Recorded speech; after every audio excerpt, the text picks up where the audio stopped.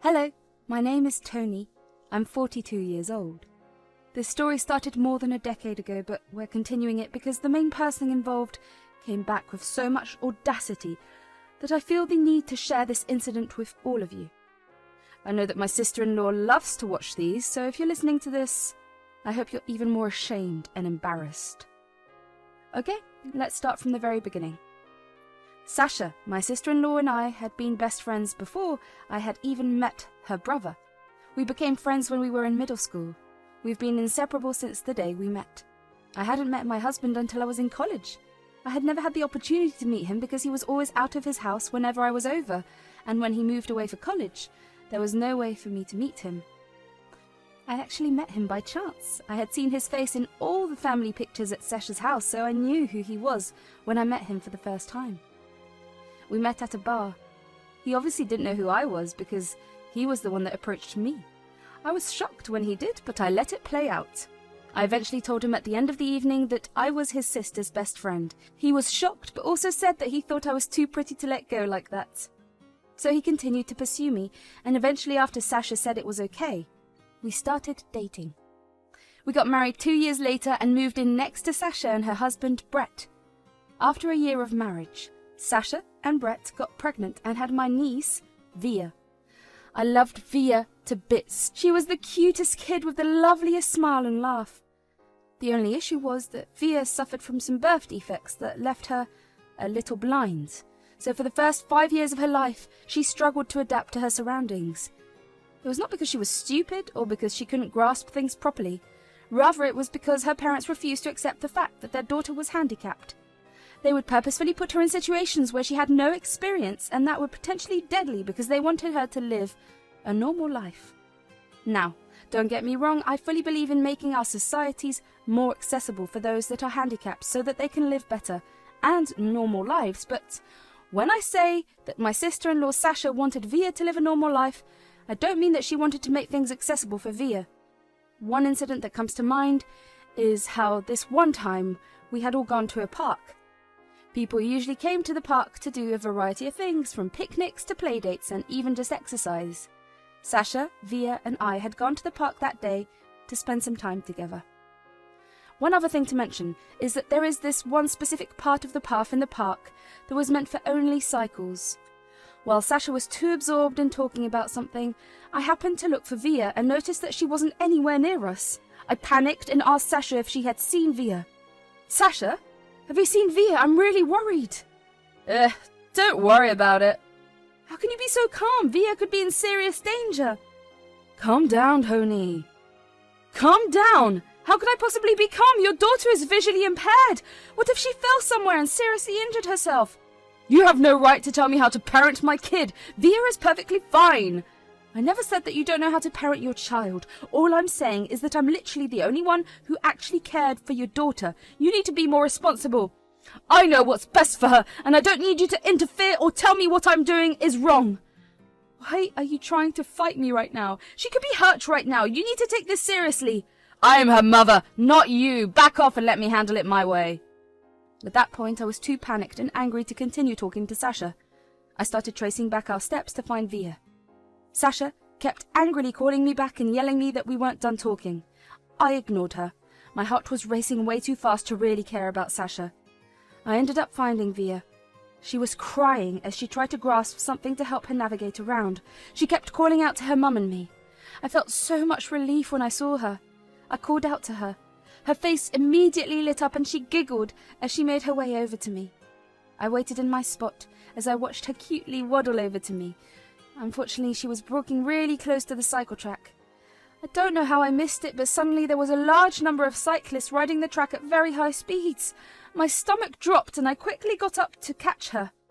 But before I could even take my next step, Via slipped and fell straight onto the cyclist's path. They raced towards her as they all tried to slowly brake or swerve around her. I managed to reach her just before one of the cyclists either crashed into her or another cyclist. I held Via tightly against me. Via sensed my panic and started crying. I calmed her and myself down. Sasha had witnessed the whole thing. She came over to me and grabbed Via out of my hands. You shouldn't have interfered with Via. She needs to learn to understand her environment on her own. I was worried for her safety. Did you even tell her about all the dangers she could run into here? She's old enough to walk around on her own. She doesn't need constant supervision. But she's only 4 years old and she's visually impaired. She could have been seriously hurt. Oh, come on, it's not that bad. She would have only gotten a few scratches or bruises. That's not the point. She needs proper care and guidance. You're being overprotective. Via can handle herself. Your ignorance is dangerous. One day it will hurt her. You need to take her safety seriously. Just mind your own business, Tony. She's my daughter, not yours. Fine, but remember, you're responsible for her well-being and she deserves better care. She grabbed Via and walked away from me. I felt so baffled and angry. How could someone treat their own child this way?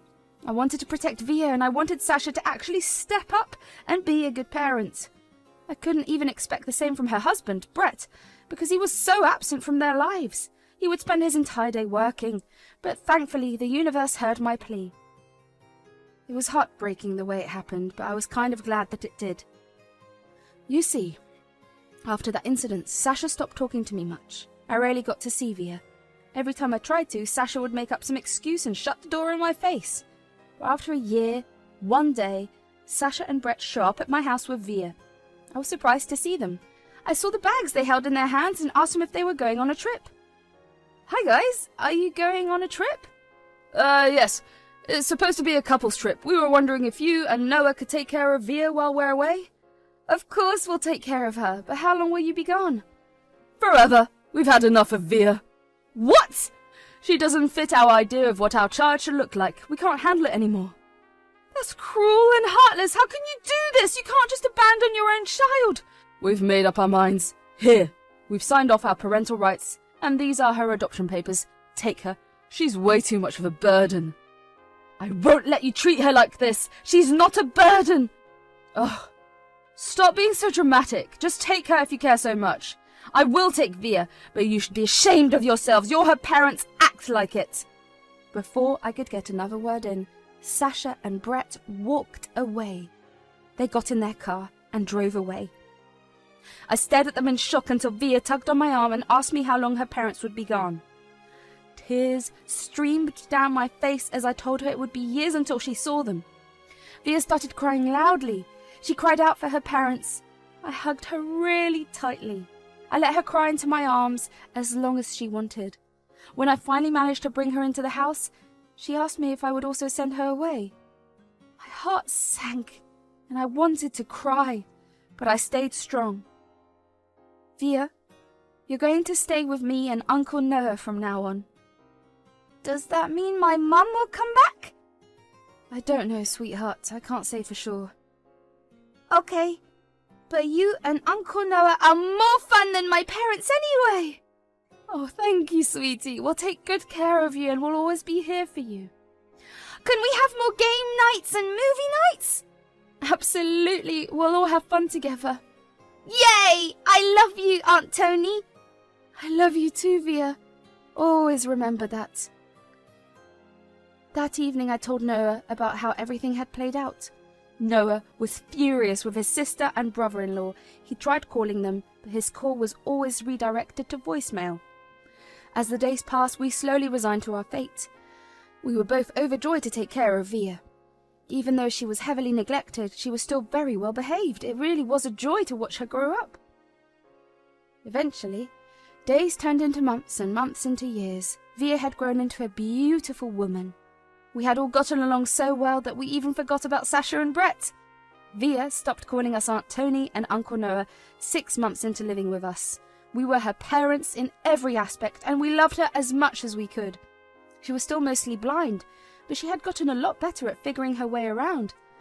When she was 12 years old, her doctor told us that there was a new development in medicine that would enable them to restore Via's vision. We were shocked. We asked him if it was going to be completely restored, and he told us, while we may not get full 100% vision restored, we'll still get at least 85% done. We were overjoyed. That night we sat down with Via as a family. We asked her what she wanted to do about the news she had heard from her doctor that day. Via, sweetie, how do you feel about the news? I'm scared, Mum. I don't want to lose what little sight I have. It's okay. We know that it's scary, but we'll make sure to find the best doctors to help you. Really, Dad? Do you promise it won't make me fully blind? We promise. We'll only choose the best places with the highest success rates. You'll be safe. Okay. I want to do it, but I'm scared. It's natural to feel scared, but we'll be with you every step of the way. I know. I want to see what my real parents look like. I have to say, the fact that the first people Via wanted to see after her surgery were me and Noah made us both tear up. We really were blessed with an absolute angel in our lives.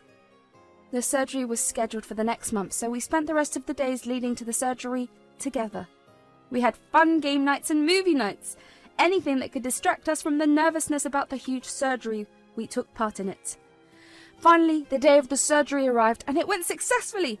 It took Via 6 months to fully heal, but Noah and I stood by her every second of the way. It was a time when we got even closer as a family. The next few years passed by blissfully. Via had regained a good portion of her sight. It was adorable to watch her look at so many things with so much fascination. And the best moment had been when she finally got to see Noah and my faces clearly. She began crying and telling us that she loved us. We couldn't help but hug her close and tell her the same back. Since then, she would take a good look at us every day and compliment us. She would say that it was her making up for years of only getting compliments and never being able to give any back. However, one day, our happy little bubble popped. Noah and I had taken the day off. Since Via had her summer vacation going on, she was hanging out with her friends. While Noah and I were busy preparing lunch, we heard a loud banging on the door. The banging was incessant and my heart started pounding. Noah squared up and cautiously approached the door. He opened it just a little bit, and I saw his eyes widen. He quickly shut the door and turned to me with his face pale as a ghost. I asked him what was wrong, and he told me that Sasha was outside. Before I could even fully process what was going on, my body had switched to autopilot. I threw open the door. One look at her face and I was ready to punch her. They looked at me apologetically and asked me if she could come in. "Tony, can I come in?" "You are never invited back into our lives. What do you want?" "Please, I'm sorry for running when things got hard and dropping my burdens at your feet. I was young and stupid. I didn't know what to do, so I ran." "You still haven't changed. Really? The nerve you have to come here and call the child you abandoned us a burden still?" "Just wanted to meet my daughter. No drama, I promise." "Via is no longer your daughter. You signed over your parental rights to me and Noah." "She's still my daughter, no matter what you say." "No, she's not. You made that choice. Leave now. We don't need you here." Sasha's face paled and she stuttered as she tried to come up with excuses. I didn't want to listen to anything, so I moved to close the door, but Sasha stopped me. She then broke down and then told us why she had come over. "I came to see Via because I need to talk to her about something serious." "What could be so serious that you decided to show up after 12 years? "Brett is really sick and he needs stem cells. We want to try every possible DNA match, including Via." "I understand, but this is a lot for Via to take in. I'll talk to her and let you know her decision in 3 days. "Thank you. And I'm sorry for everything I did in the past. Apologies won't change what happened, but I'll make sure Via knows about your request." I was upset and enraged that Sasha had reached out only because she needed something big and not because she even cared about Via. I wanted to turn down Sasha on Via's behalf, but I knew that that was wrong. So I patiently waited until Via got back home. When she did, Noah and I sat her down. "What's wrong, guys? You look worried." "Well, your biological mother, Sasha, visited us today." "Why would she come here? What did she want?" "She wanted to talk to you about something serious. Your biological father, Brett, is sick and needs a stem cell donor. Sasha came to see if you could be a match." "Is Brett okay? Should I do it?" "We don't know his condition for sure, sweetie. It's your decision, and we'll support you no matter what you choose." "How long do I have to decide?" "You have 3 days to think about it." "Okay, I'll take some time to think it over." Via then bid us good night and locked herself up in her room. Noah and I were very worried. We ate our dinner in silence and left some dinner at Via's door in case she wanted to eat. That night, as we settled into bed, Noah and I talked about our fears involving the whole situation. I'm really worried about Via. She seems so troubled after hearing about Brett's condition. I know, it's a lot for her to process. I just hope she makes the right decision for herself. Me too. I can't bear to see her go through more pain. We have to be there for her no matter what she decides. She needs our support. You're right. We'll stand by her, just like we always have. We'll give her some space to think, and when she's ready, she'll let us know her decision. The next 3 days passed by painfully slowly. Via continued to remain locked up in her room. The only sign that she was alive was the food we left outside her room being eaten. It hurt us to see her struggling so much, but we also knew she needed her own space and time to think about things. It was a big decision after all. Finally, on the night of the 3rd day, she came down and sat with us for dinner. Via, sweetheart, how are you feeling now? I'm okay. I just needed time to think, and I'm sorry for worrying you. You don't have to apologize. We understand this is a big decision for you. That's right, honey. We support whatever you choose. I made up my mind. I won't be donating anything to Brett. Are you sure about this? Yes, Dad. I have my reasons, and I want to say them with Sasha here. Okay? We'll be here with you when you talk to her. You don't have to do it alone. Thanks. I have to admit that I was happy with what Via chose. I didn't really care about her reason for not wanting to donate. I just wanted my baby safe and sound. And I also didn't want Sasha or Brett to take any advantage of her. I texted Sasha and told her to come meet us the next afternoon for lunch. The next afternoon, the 4 of us gathered at the dining table for lunch. Sasha looked like an anxious mess, and her head was down for the most part. She never looked directly at Via, which made all 3 of us annoyed. There was an awkward silence initially, but Via decided to break it. Why won't you look at me, Sasha? How do you know I'm not looking at you? Mum and Dad helped fix my vision. I can see you now. They did? Why? Because we love her and want her to have the best life possible. You don't have to throw it in my face. Do you want to know my decision or not? Yes, I do. What did you decide? I've decided not to donate anything to Brett. Why should I help you after you guys left me? It's your duty as our daughter. No, I'm only Mum and Dad's daughter now. They actually care about me, unlike you. I felt insanely proud of my girl. I loved how she put Sasha in her place and how aware she was of herself. At that moment, I felt a huge surge of pride in the way my daughter had grown. But now, instead of being upset or angry at Via, Sasha turned to me. It's all your fault that Via is making this decision. You poisoned her mind against me. That's not true at all. We never told her anything negative about you. We only supported her and let her make her own choices. Via is old enough to decide for herself, and we'll stand by her no matter what. You're spoiling her. I'll call CPS and get her taken away from you. Stop it! You never cared about me for 12 years. And now you only come back because you need something. You didn't even ask me how I was doing. I'm grateful that I got my sight back because I got to see my biological mother for the first and last time. With that, Via got up from the table and walked into her room. Sasha looked gobsmacked. Noah and I calmly asked her to leave our house. Sasha tried to fight, but we didn't entertain her. Noah squared up to her and scared her away. We gave Via some time to cool down and collect herself after Sasha left. We then cautiously knocked on her door. When she let us in, we had a quick talk with her. Before we could even ask her how she was doing, she smiled big at us and told us not to worry. We knew she didn't want to really talk about it at the moment. So Noah suggested movie nights, and we enthusiastically made our way into the living room to spend the rest of the day binge-watching crappy movies. It's been a year since everything that happened. Via has healed and grown a lot more. We haven't still brought up the incident with Via, but we know that she's okay, and that's all that matters.